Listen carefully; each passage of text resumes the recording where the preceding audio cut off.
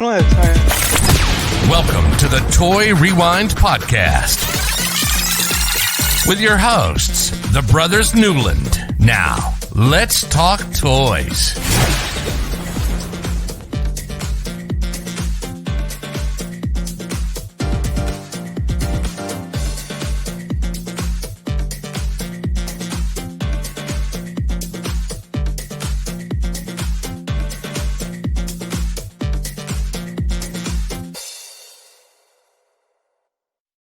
Hello, everybody. I'm Michael, and boy, is it hot. I'm John. And I'm Andrew, and this is Toy Rewind Podcast. It's been a minute. It's been a couple of weeks since we've released an episode, but we've been working on trying to get this one kind of lined up. We have a special guest with us today from Front Row Negative. Aaron's with us, and if you've listened to any of our last 125 episodes, you've probably heard Aaron's name. So, Aaron, introduce yourself. What's up, guys? I am glad to be back. Yep. Do you remember what episode number you were on? Michael probably does. I don't. It was 70 something. What was it? It was Trash Bag Bunch. Remember? Yeah, it was a Trash Bag Bunch. Yeah, I just don't remember the episode number. 72, something like that. There you go. I don't have, look at episode 72. I don't have my past notes next to me.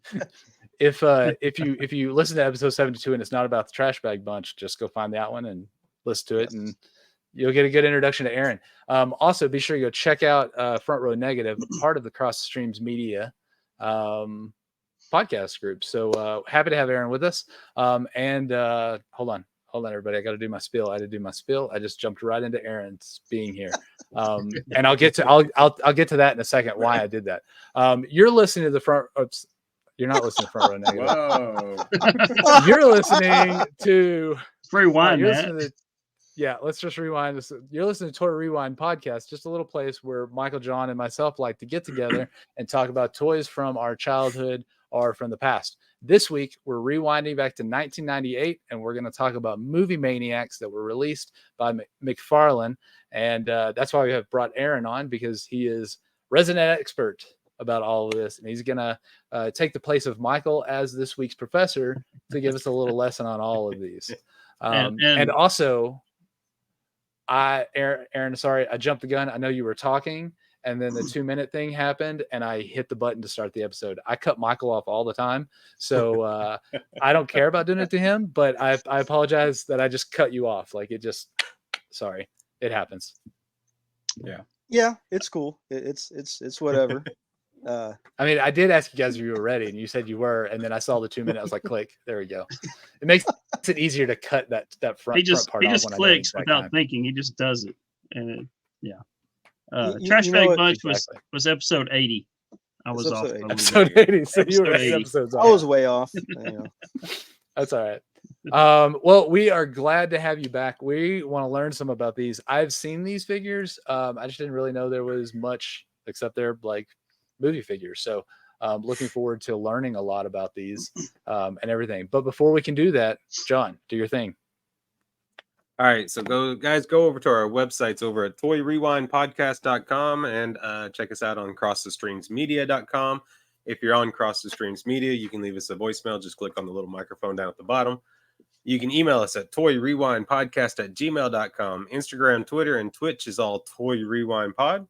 Facebook and YouTube is Toy Rewind Podcast. And of course, if you'd like to play a little bingo game, you can go to podcastbingo.com/Toy Rewind and play along. Let us know what you get. Awesome. And speaking of YouTube, I want to address a comment that we got just the other day from our good friend and longtime listener, Ed. I don't think any of us responded to his comment. I know I didn't. Michael, you're usually in charge of that. So yeah, I've been so busy lately with work stuff. I hadn't seen. Did you happen? I do happen apologize. to see the comment? Is this Ed Pogue from Secondary Heroes? Yes. Oh, okay. Did you happen to see the comment, Michael? I haven't even looked at it yet. No. So we recorded that episode before July 4th and mentioned July 4th coming up. Mm-hmm. And then somebody forgot to actually publish the video in YouTube until just a couple days ago.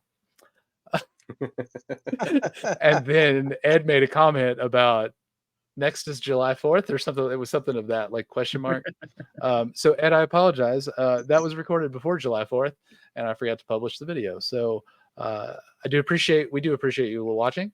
And we know you're probably watching this now because we know you watch the episodes on YouTube. So thanks for that, and thanks for being a listener. And we'll try to make sure we publish earlier. Yeah, I do usually catch that pretty quick, but since the 1st of July till just yesterday, I've had so much business stuff going the last 3 weeks that I haven't even. That's why we took a little bit time off before we started recording this episode. But I had a lot of stuff back to back at work, and I just haven't had a chance to. I haven't even looked at YouTube until just this morning from a month ago. So, well, I just happened to see the email roll in. I saw it this morning or something, and I was like, "Yep, I'm going to bring that up on the podcast." Yeah, I usually catch that like the day after I'm on. Andrew, it didn't post, So. Yeah.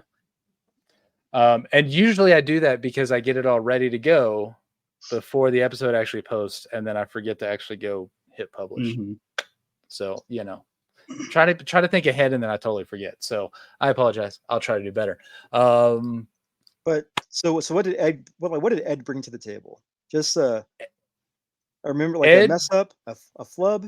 What does he bring? Well, no, I wouldn't say a flub. I would say he brought to the table, Andrew, make sure you do your job better. Without having to say that. That's one of those, tell Andrew to do his job better without telling Andrew to do his job better. So Ed left a comment card on YouTube. Yeah, basically. And we do appreciate that. Hey, anytime we can hear from our fans. Yeah. Because that's basically you, Aaron. Other than family, I think we got two. Yes, Aaron and Ed. That's it. That's true. Yeah. That's true. So I mean, I'll call Joey out. I think we even lost Joey at like episode 3. So he might have made it to episode 7. I think he was on he was on episode like 10. So he might have made it that far. Who knows? Yeah. I feel like it's been a minute since we've done this. Oh, John, you have something new. You have something new to show, and I wanted to show it off because it's an awesome figure.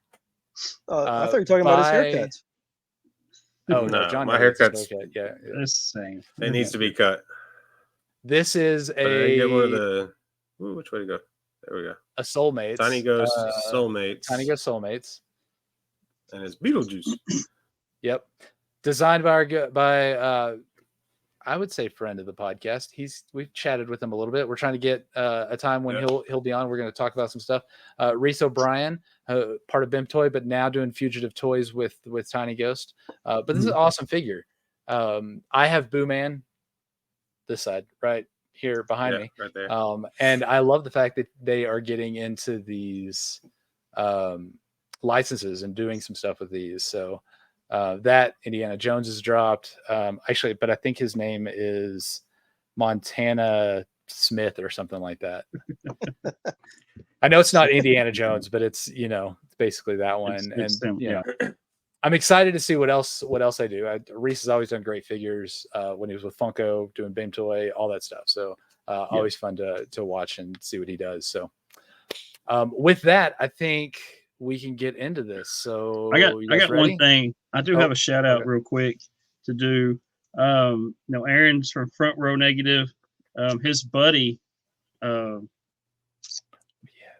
Chris, did I had a commission from him, and it actually came yesterday.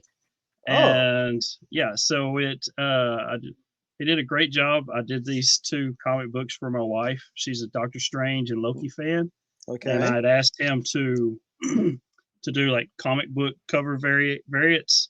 Okay. And with them two fighting each other. And so he came up. But wait, Michael. Mm-hmm. Has Rainey seen these yet?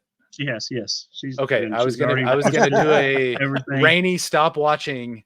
No, she's seen it. Okay. So Doctor Strange. Okay. And Loki. That is pretty cool. He did a great job. Cool. Chris did a great job with those. Yeah. So he did an awesome job on these. She loves them. And it's a big surprise because she didn't know they were coming. So That's pretty cool. I had her open the box yesterday, and she Here's the question: did he draw them while recording Front Row Negative with Aaron and pretending like he's paying attention, but he's completely not?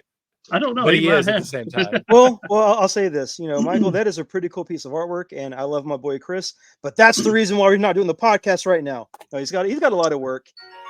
He's still doing a lot of commissions, and he's being a dad. That's a big thing he just had happen. He's being a dad, and with me kind of switching jobs back in January and then switching jobs back again recently, our schedules have not been linking up as we had hoped. But I plan on talking to him soon. So hopefully when this episode drops, I would have talked with him about revamping up to end out the summer, because it feels like we're doing the Thanos snap again, and we're waiting on a time to get back. So that looks awesome. My bro Chris he always does an amazing job. Finding him on Instagram, Chris Foreman Art. He's always does really cool stuff. He's doing a lot of card sketches right now. I can't say what he's doing or working on just because it might get him in trouble. But I'll do that. I will drop a hint that if you are a fan of the mutant or Midnight Suns kind, just keep a watch out. Just keep a watch. Cool. I do want to say the only people we like to get in trouble on here are the three of us as we tell stories from our childhood that we realize we haven't told our parents. Well, these are always stories that we realize we haven't told our parents, and then they're like, "Wait, what?" Yeah, so that happens. Yeah, Chris is an amazing artist, and he does. I said, this was something I commissioned from him. It was just over a year ago, and he had a lot of life things going on with his new daughter and stuff like that. So I knew it wasn't going to be a right away thing. So I was patient. I like how you're fixing that. Like in no way am I trying to say he's a slow artist. He had no, and I knew that it was going to take a while. And I knew what he was going through. So yeah. So it's okay. You know what? If your work was on layaway, it happens. It's okay. Yeah. I mean, as long as you get it in the end. Yeah. We'll get the artwork in the end. The same thing that happens to so many figures when I pre-order them and then I see them in stores and I'm like, dang it, I have it pre-ordered. Eventually I'll get it. I don't know when I'll get it. I have Ronin. These are one of a kind stuff. Soon. Yeah. It happens. All right. You guys ready to talk about some movie maniacs? Let's get into it and talk about it. All right. Let's rewind.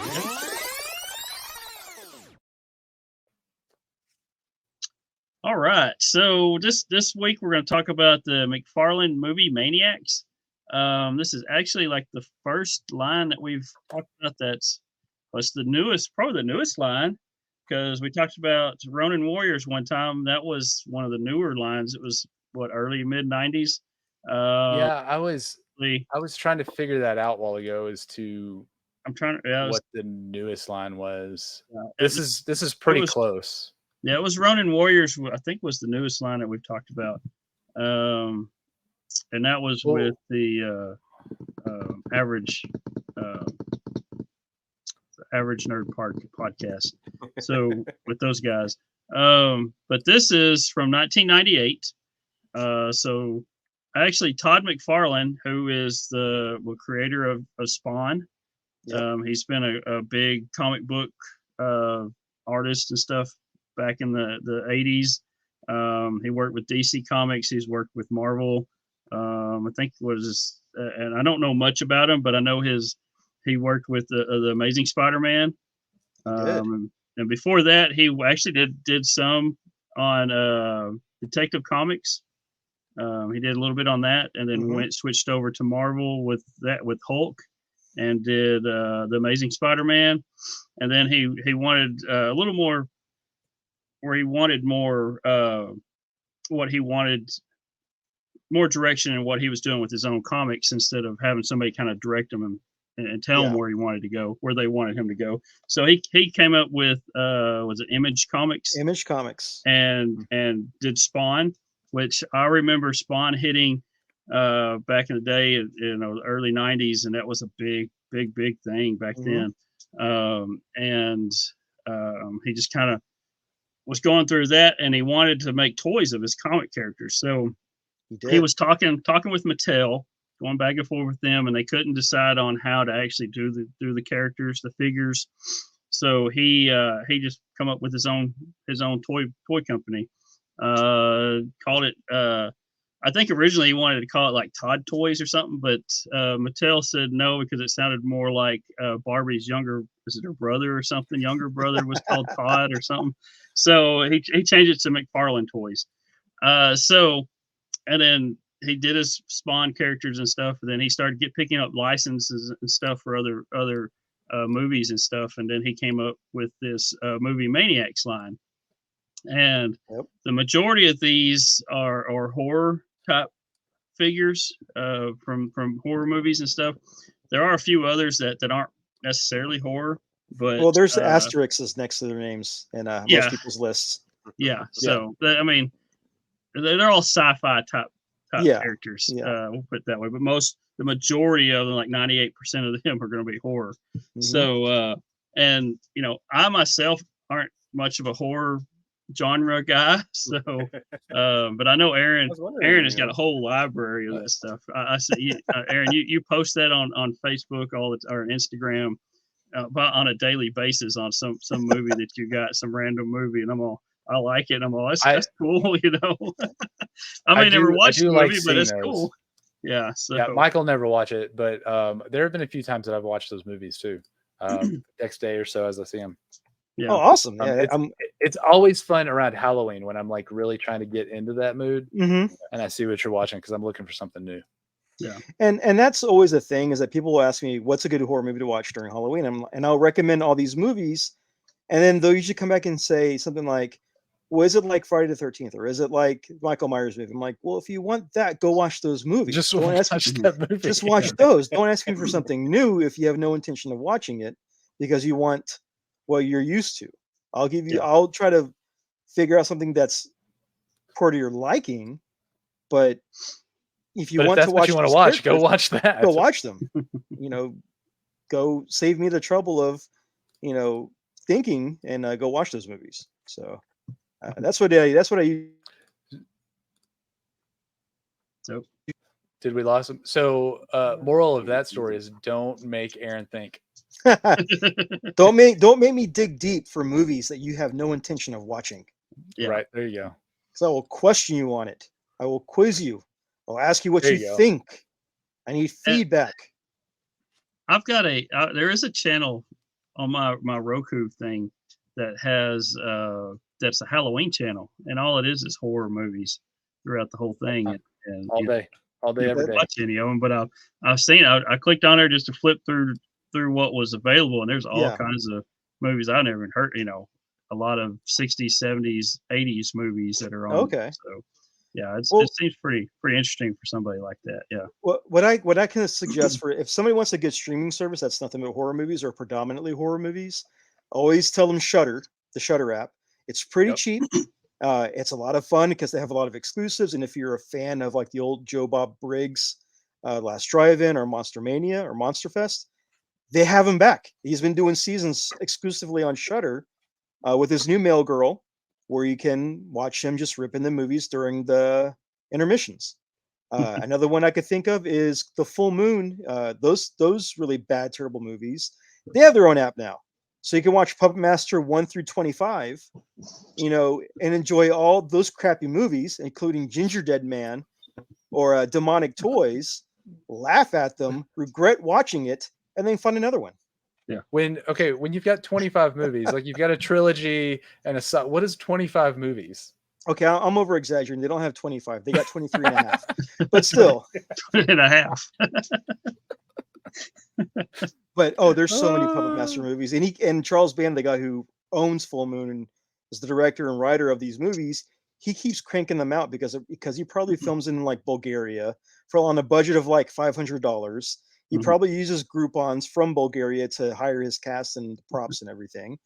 And these movies are terrible, but they're fun terrible. Like they're like you get drunk and watch them terrible.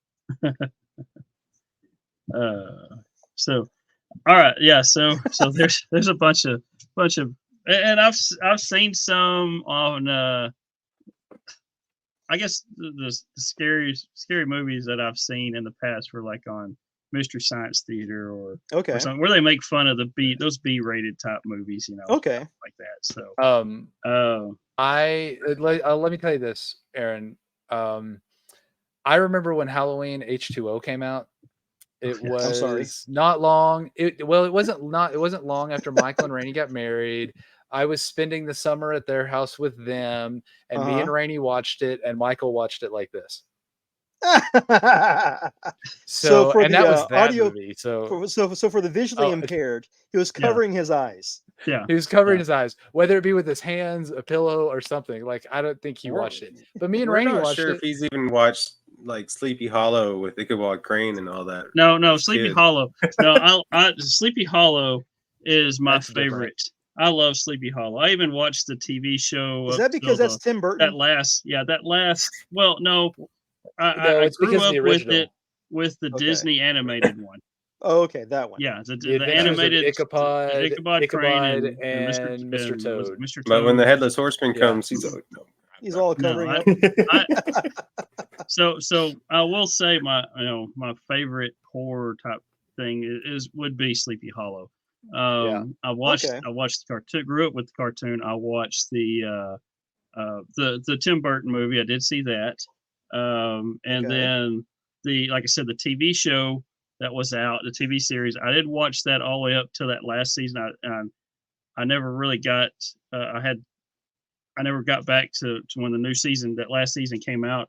I never got back into it. And from reading what had happened, I'm glad I didn't, because that kind of jumped the shark part on that last season, from what I understand. So, but I should send you, Michael. I have swag from that show. I should send it to you because that's cool. Good. Honestly, don't know where it's at. But I do love Sleepy Hollow. I mean, that's my thing. I mean, I'll recommend a good horror inspired TV show, and that's Bates Motel. Just don't watch the final season.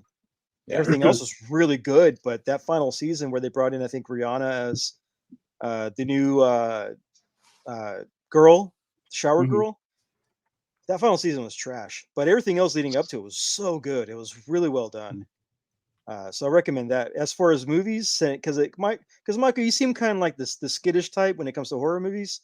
There is a movie I can recommend that you might enjoy that throws respect to the past as well as bringing something new to the genre. And that's a movie called Behind the Mask: The Rise of Leslie Vernon. I think you would enjoy that one. So you can write that down. I'll send you a text later on. It is a fun movie. It is not a big one. But it is very well done, very well written, and you might enjoy it. Okay. Apparently, you can watch it on Prime Video. Well, there you go. Maybe it's Prime possibly. Time. I will go with Bates Motel. It's a pretty good show. I've only ever seen the first. I haven't seen all of it. Seen the first season, and then got distracted and never got back to it. But the first season's great. Yeah, the first season. The whole show was great except for the final season. Because essentially, if you watch, that's what I've heard. If you watch all the seasons up until the final one and then just watch the movie, it makes perfect sense. It makes perfect sense. So that's. I need to get back and watch that. So yeah. I don't know. Rainey loves the original Halloween. She watches it all the time, and I've never even seen it. So what? I can hear it in the background. I can listen to it. All right, let's get back to let's talk about some toys. Let's talk about toys. So this, like I said, the Todd McFarlane, he had started buying up licenses and stuff like that for this line, Movie Maniacs, and going back to, like, this is probably the newest line that we've talked about. It also is the first line we've talked about that's more of an adult collector line than it was actually a toy that kids would buy and play with, and then we would eventually start collecting that way. This is actually I think most of the packaging says 13 and up on the packaging. Yes. So it is more of an adult collector line than it is like a toy that you take out and play in the dirt or whatever with. So so this launched in 1998. Like I said, it was a line that was dedicated more towards the horror movie characters.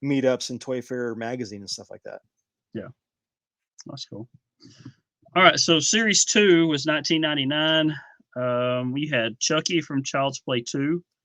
You had Ghostface from Scream, Norman Bates from Psycho, Michael Myers from Halloween, Pumpkinhead from Pumpkinhead, and you had Eric Draven from The Crow.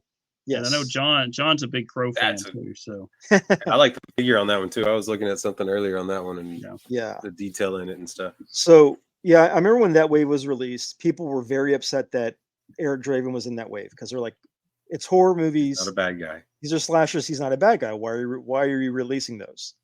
Out of that set, Chucky was very hard to find with that one, and then it became known that the only way to find him was at Spencer Gifts.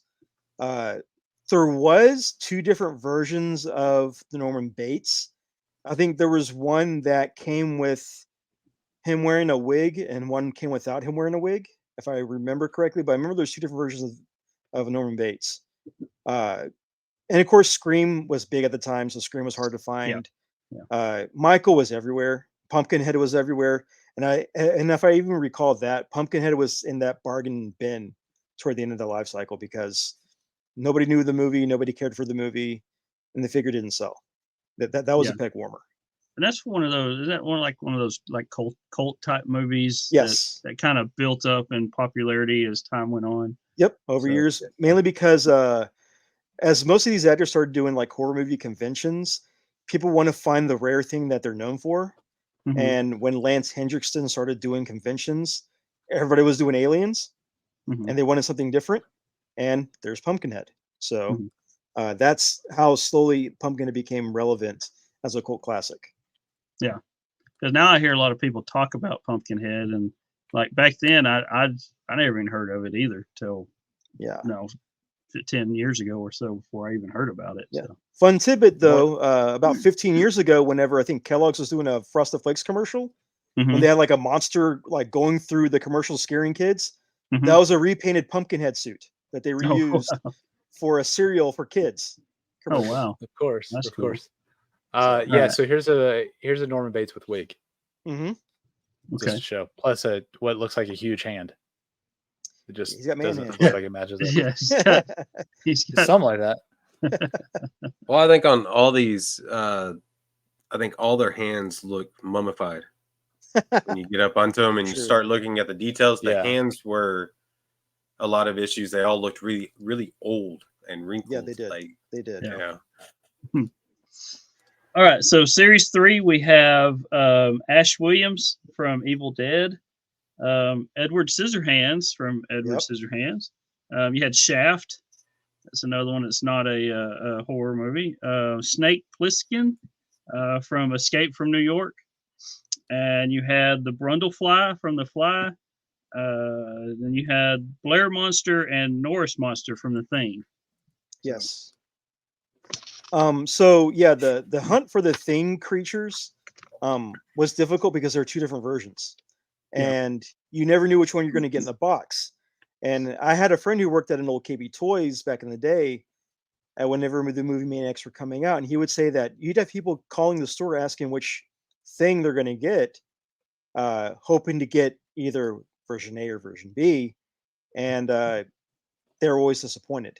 But from this line, Ash, Snake, and the Things, both figures were the main sellers. Those are the main ones.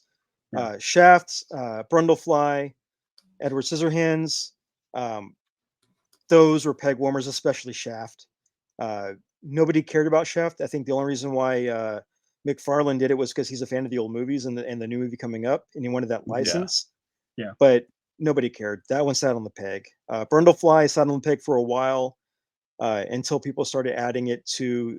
There's a trend back then where people would add it to their terrariums for like frogs and lizards, and we'd have like Brundlefly as part of the decor.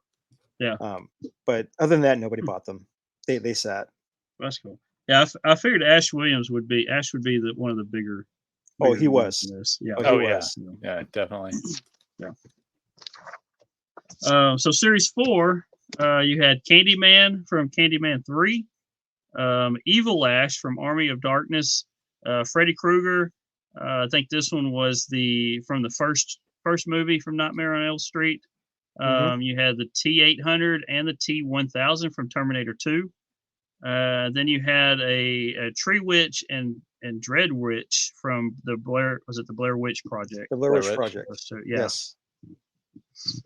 So a little backstory on those.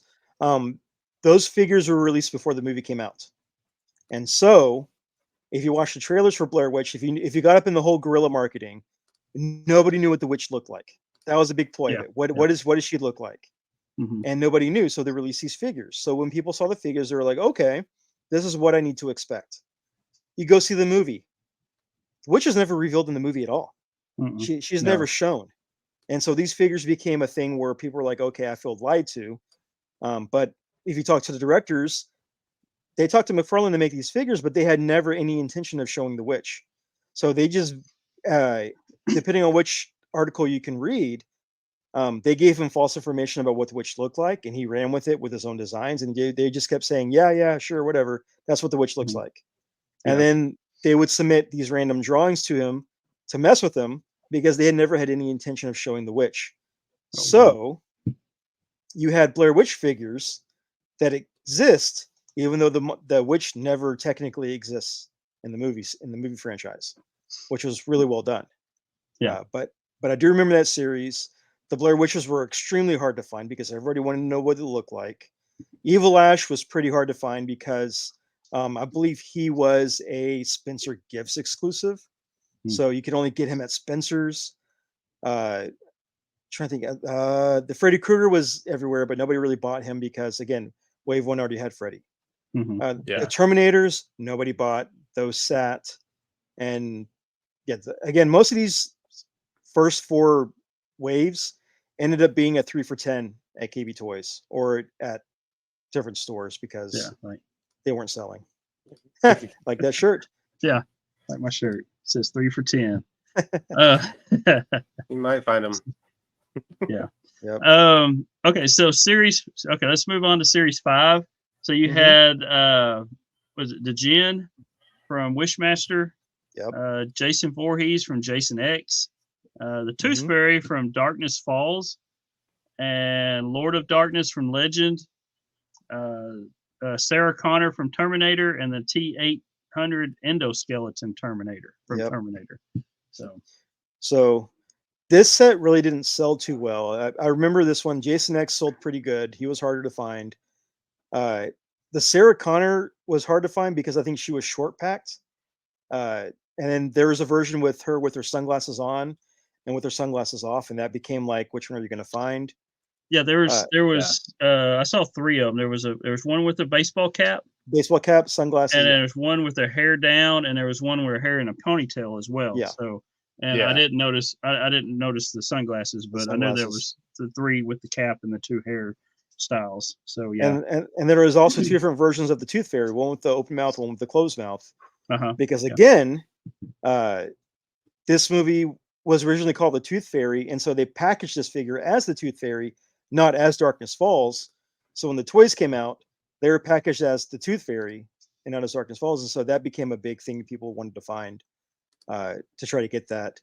I know Lord of Darkness was a big seller, not because of the movie, but because people just wanted a figure of the devil, and that became a big thing.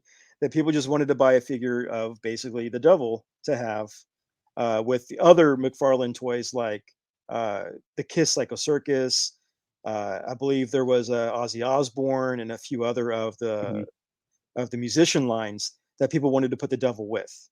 That became more of like a set piece than really anything. And that character, wasn't that Tim Curry that played that character in the movie? Okay. It was. I did see that, so I do know some things about some horror movies. I just never watched them. Legend isn't really a horror movie. It's more of fantasy with Tom Cruise. Fantasy. Oh, okay. Yeah. Playing a little elf. Yeah. Okay, it's the Tom Cruise movie. Okay. Yeah. So, that's the different variations we talked about. So series 6. So we had some kind of the aliens and predators kind of was more prevalent in this series here. Yeah. So you had a dog alien from Alien 3. You had the warrior alien from Alien Resurrection. You had the regular predator from Predator 2, and then you had a predator hunter from Predator 2.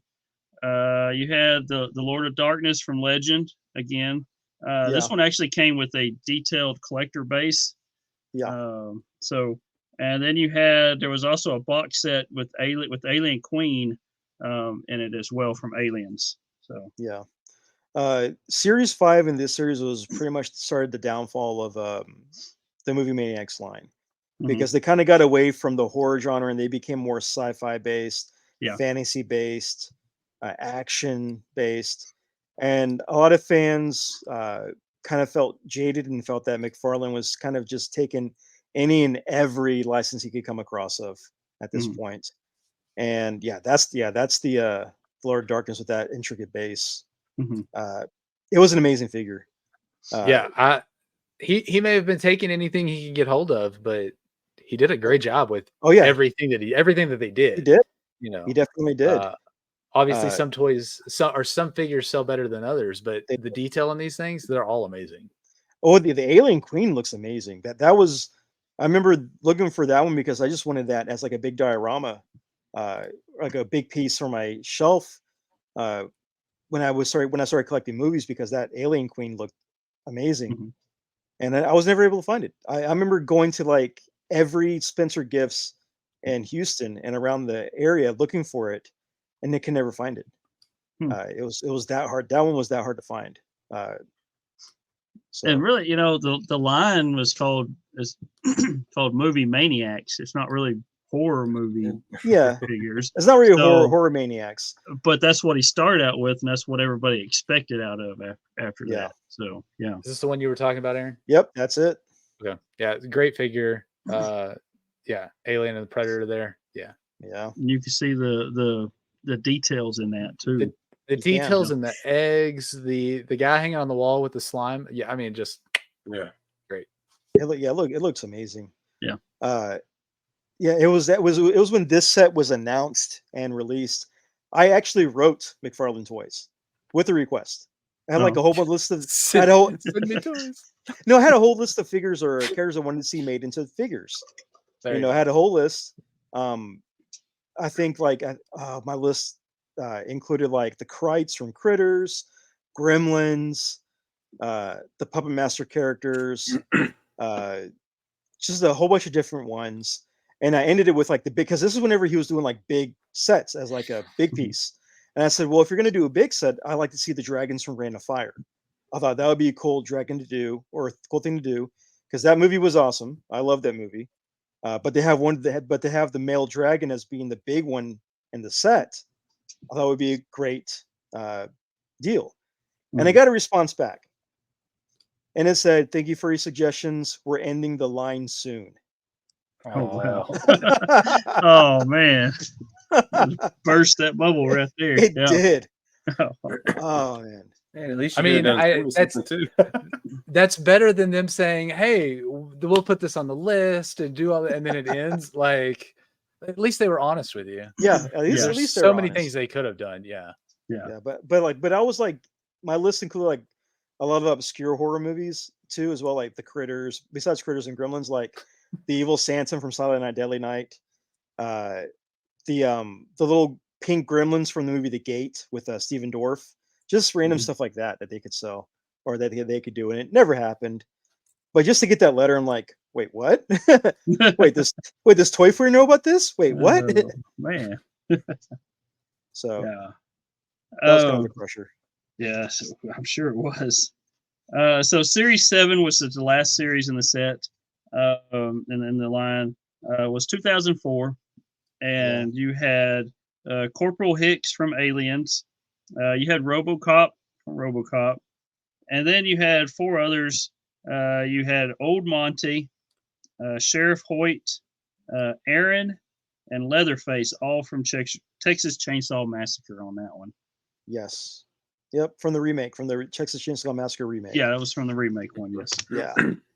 So those are all cool figures. They were great to see. It just kind of sucks that was kind of the end of the line. But also, fun fact with that, me and the wife, we attended Wizard World, Texas in 2004. Mhm. And Jessica Biel was going to be there. She played Erin in the Texas Chainsaw Massacre remake. She refused to sign anything from the Texas Chainsaw Massacre, from Really? figures to posters to the movie. She refused to sign anything related to Texas Chainsaw Massacre. That's So nuts. so when they made that announcement, like more than half her line left because they all had the Movie Maniacs Erin figure. Oh wow. They all had it.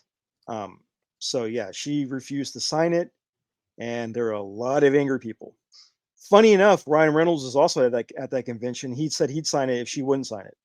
So, that's about right for him, I think. Yeah. so it was pretty funny. He'd probably sign anything you stick in front of him. Well, I'm sure. Just be funny about it.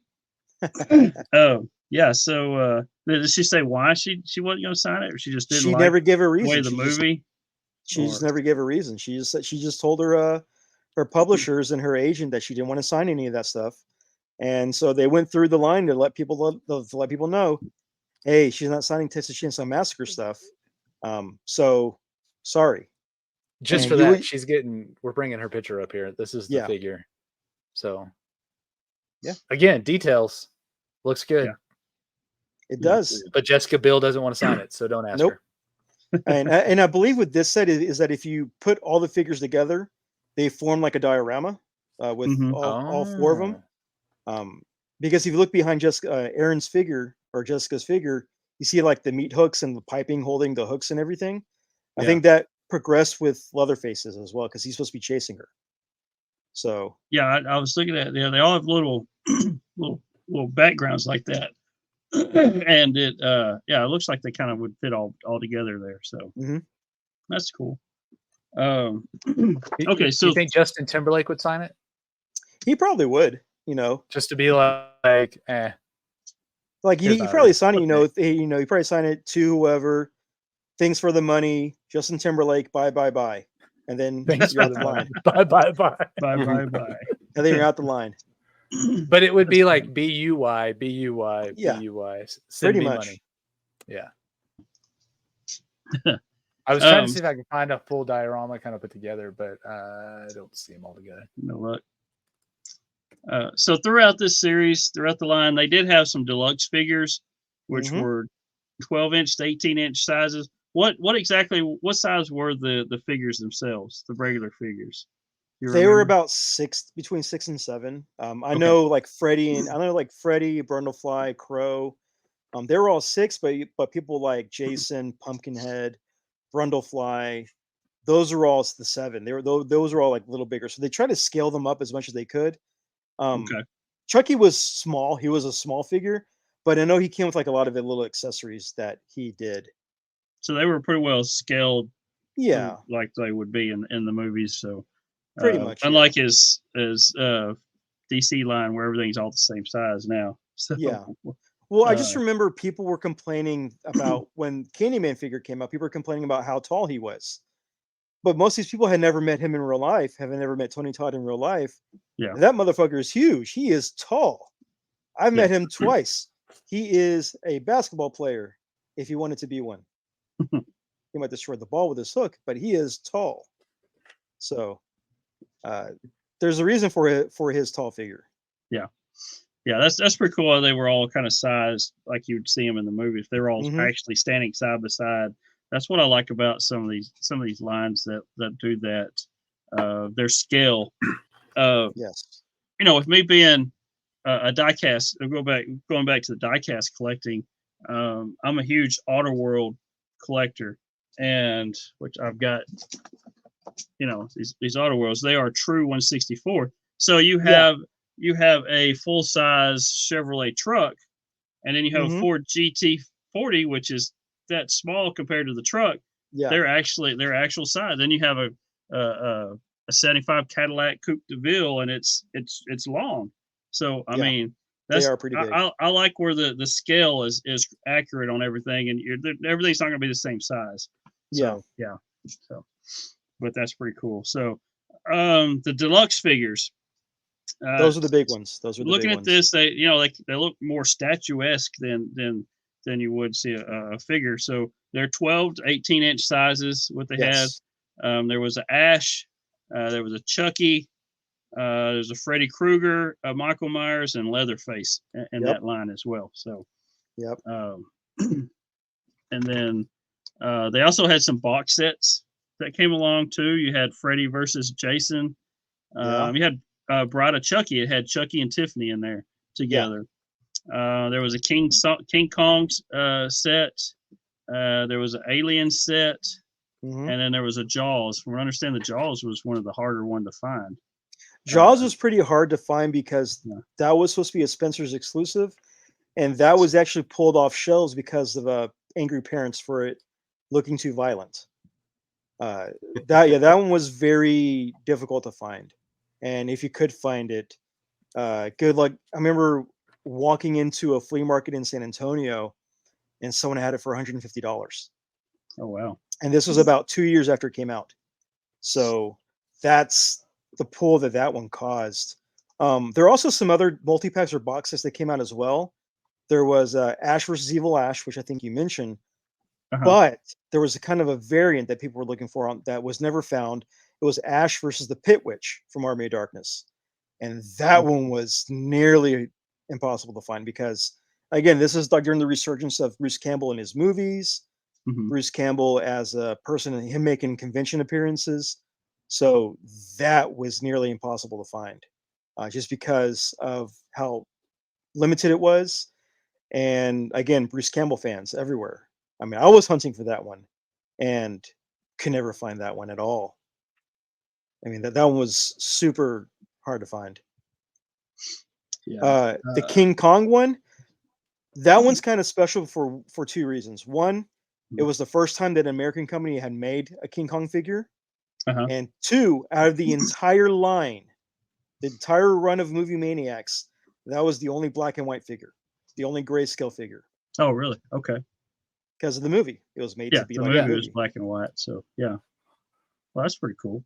Yeah. So I remember seeing a few King Kongs here and there of that set, but I also remember seeing a lot of the stuff inside that was broken, like the chains, the clamps Mhm. were broken off that people had like tried to either take or try to mess with or shook the box or whatever. Mhm. But that was a very impressive figure. That one was really cool looking.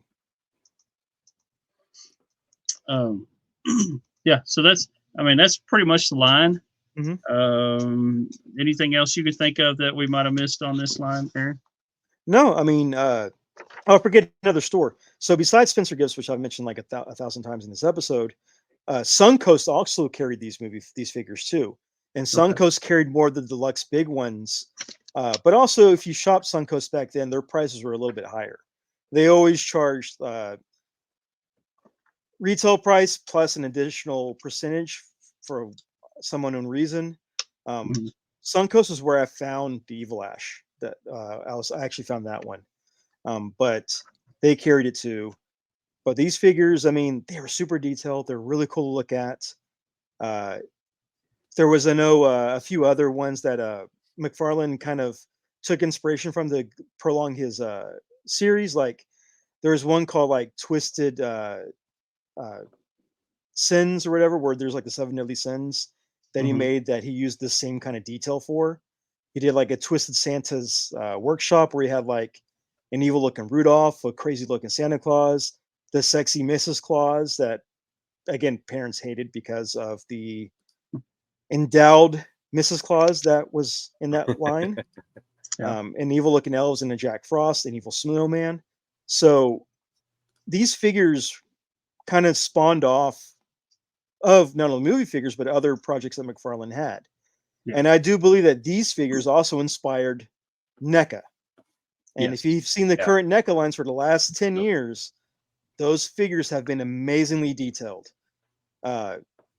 From the box packaging to you having to boil the legs to get them to pose right, to basically having alien figures that when you try to stand them up, they fall over because they're too top heavy. I mean, they are incredibly detailed and incredibly cool to look at. And they've done almost every movie license out there. So I can honestly say that without McFarlane Toys and Movie Maniacs, we wouldn't have the NECA movie figures that we have now. Yeah, Right. Those just wouldn't exist. Yeah, that's what I was going to go to next. Is it kind of opened the door for these other toy lines that came out that does that, like you're talking about NECA, Mezco Toys, the Super Sevens, Hot Toys. What else was there? There's one other too, but that I was thinking about. But yeah, it opened the door for all these other companies like that, and that have all these movie licenses and stuff like that for all those. So, which is pretty cool. I mean, we're getting to the point now that like NECA has almost everything to a degree. If you could think of a movie, there's either a figure coming out that was just announced at San Diego, or one has already come out that you just missed out on. It's just like that. I think their list of misses is very small that they haven't made yet.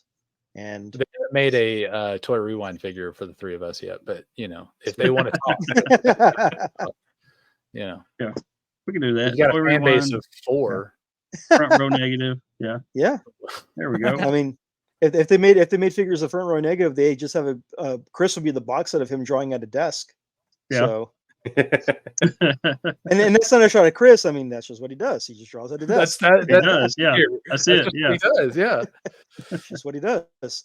So I mean, the NECA line, I know I have a group chat with some horror movie friends.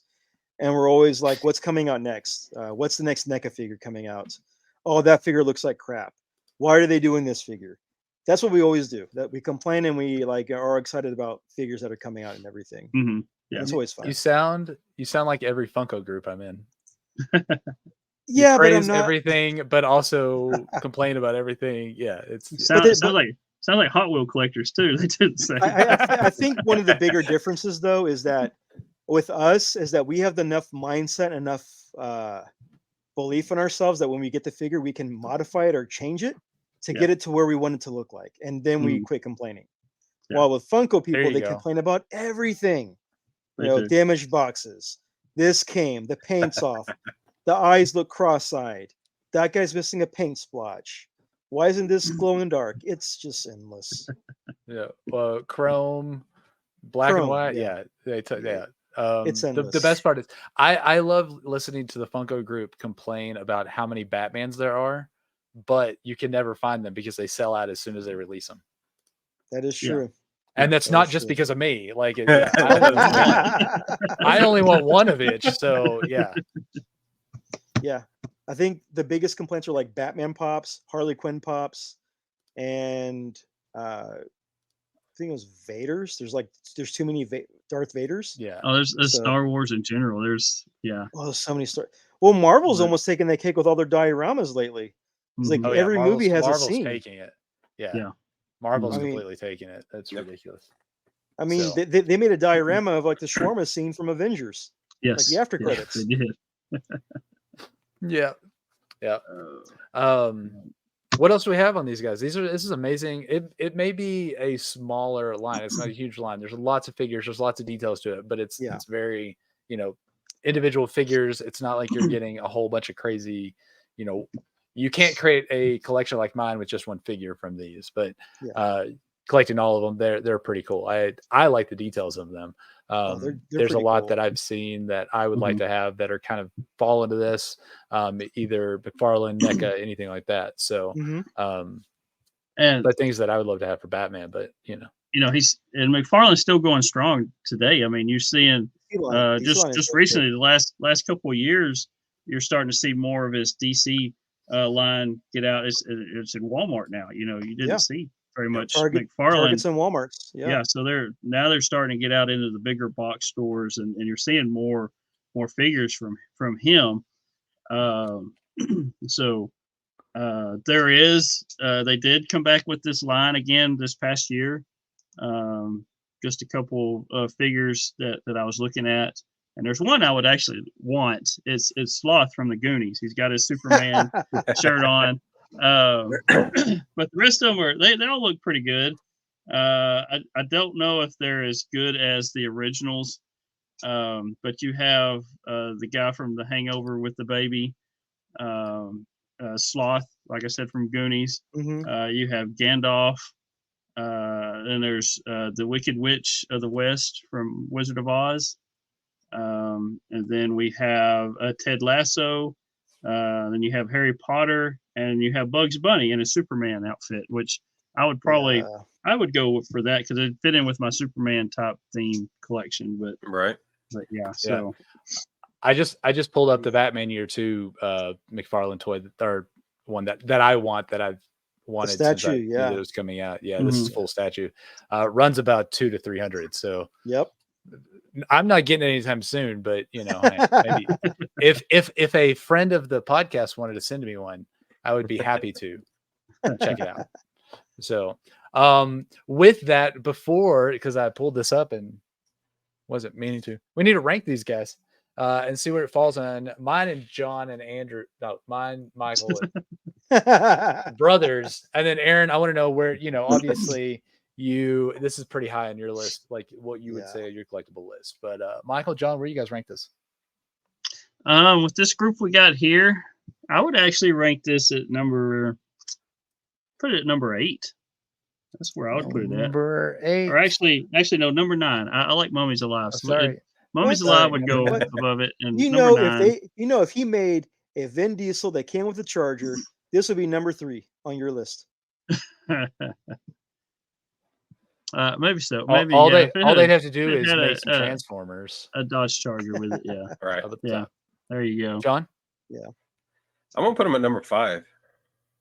There you I think go. they're really cool. I love the detail in them. I like the figures they had. I also am going number 5. I like the details and everything, and the fact that you don't have one of these and people ask, "Oh, do you play with those?" Like they see them and they know it's a collection. It's something like that.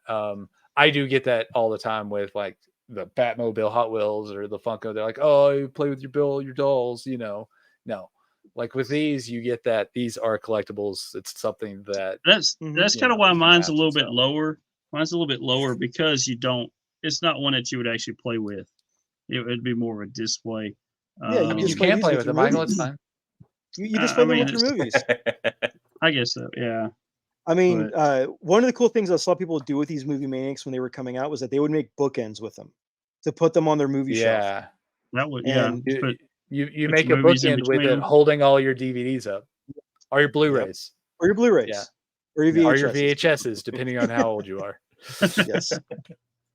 Yeah. And for all of you kids that don't know what VHSs are, go ask your parents. Yeah.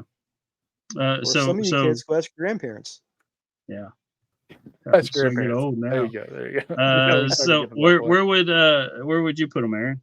This is my second time being on the show. So this is my second time being on the show. I will put these at number 2. Number 2. Number 2, right under Trash Bag Bunch. Right under Trash Bag Bunch. Yeah. Okay. So yeah. These are amazing. Yeah, I like I said, I like the details in these. I think they're pretty amazing. Yep. Well, with that, I think we've talked about all of them and everything. Aaron, do you want to give your spill? Or do you want me to? Should I? Yeah, why don't you do yours first, and then I'll end everything. It'll be good. So, where can people find you? All right. So, Front Row Negative, we've got an Instagram. Go check it out at Front Row Negative. We have a Facebook page.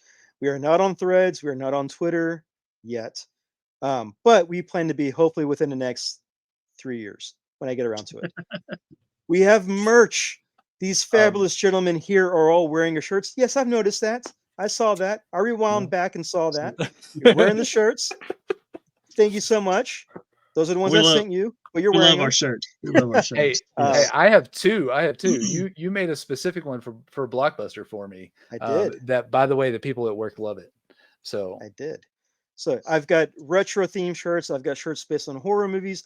I've got shirts based on sci-fi movies, comic books, wrestling.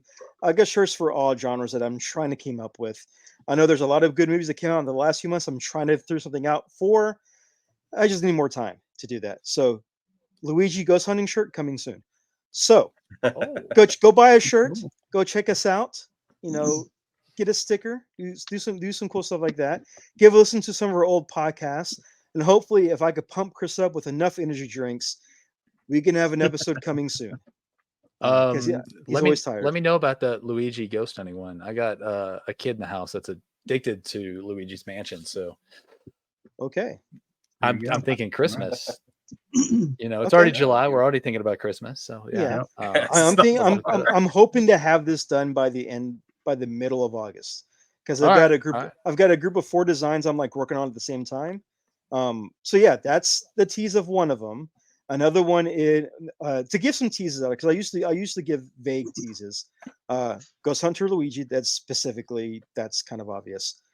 Tease number 2 is a secret club where there's an anomaly involved.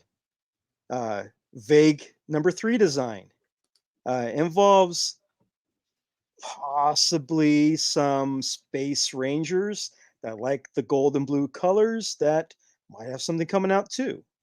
And then vague number 4 that I'm working on are some cats from the 80s that one of them likes to whip it real good. So there's some vagueness of what I'm working on. Sorry, I died. That was good stuff. Yeah, we will share out the link for your store where people can find those, and any of the social media links. By the way, I don't know if you guys know, it's not going to be Twitter for very long. It's going to become X something probably. Yeah, so maybe you'll never be on Twitter. You don't know. Maybe I'll be on X. I'll be an X. Yeah, there you go. We're gonna X it up or whatever. It's really weird. Hugh Jackman's going to be the main guy there.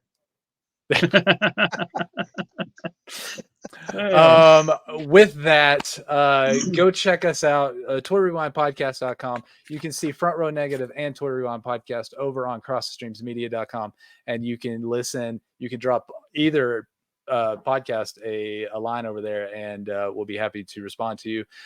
John mentioned all of our socials at the beginning, but just look for Toy Rewind Pod. You'll probably find us. If it looks like it's run by a professional, it's not us. Go to the other one. Wait, I have a question though. I have a question though. Wait, does Larry have this toy? We need to get with Larry. I know Where's he's been Larry super at? busy with a lot of stuff. He's for us, I know he's been super busy, but and we got to get with him for a few things. There's quite a few. I will make sure to ask him if he has any McFarlane toys. Right. I'm looking at the camera right now. Larry, I'm talking to you. I need to know. You've been gone for the last few episodes. I listened, Larry. I listened to all of them. Where you been at? No excuses. 2 minutes to give your feedback. Larry, look at me. Look at my eyes. Or listen to my eyes. Listen to my eyes, Larry. Where you been? You need to come back. Got to come home, Larry.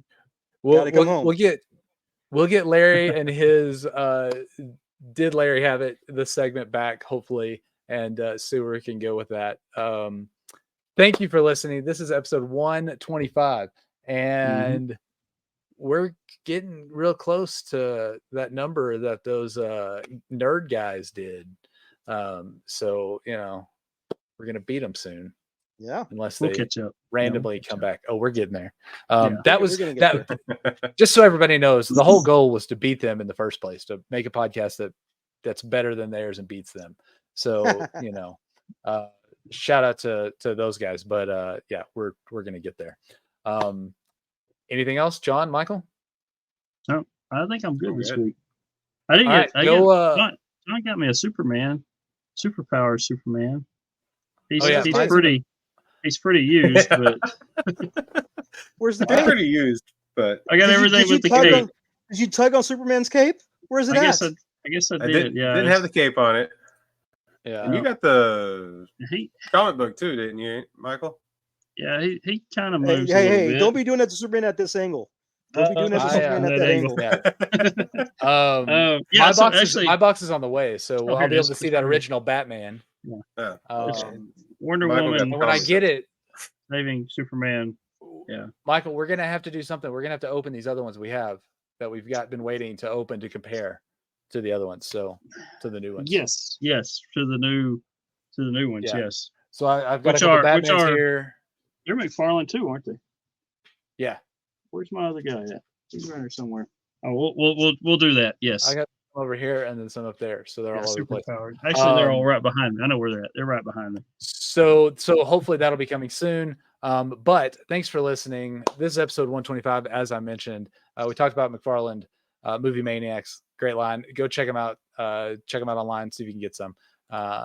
And tell them the Toy Rewind sent you. They will not give you a discount, but you can do that because it'll be fun. And with that, on behalf of the Brothers Newland of the Toy Rewind podcast, play on. You've been listening to the Toy Rewind podcast. Follow and join in the conversations at toyrewindpodcast.com.